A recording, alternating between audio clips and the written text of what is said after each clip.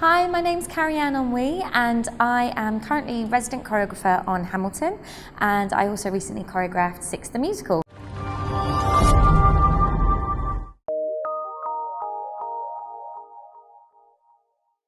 My top 3 tips for auditioning would be prepared, pay attention, and be you. Be prepared in many ways. Don't just be prepared in terms of having all your music, all your monologues, all your footwear, knee pads, towels, whatever you need, but know who you're auditioning for.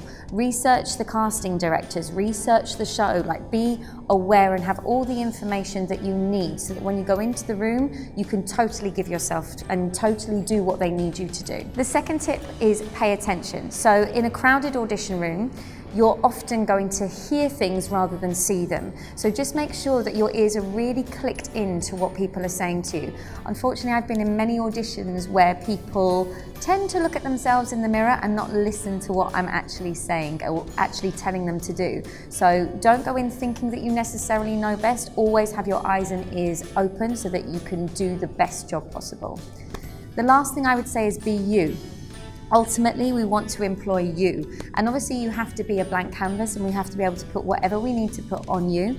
But if you're not yourself, then how are we going to be able to get any kind of rapport with you as a person? You develop rapport and you're likely to develop a longer working relationship. And I know that I would employ people again and again if I get to know who they are first. My 3 top tips for training are: be patient, be aware, and be respectful. So being patient, I mean that purely for you. I mean be patient with your body, with your mind, with your voice. Things may not happen when you want them to happen, but if you're persistent and determined, they will.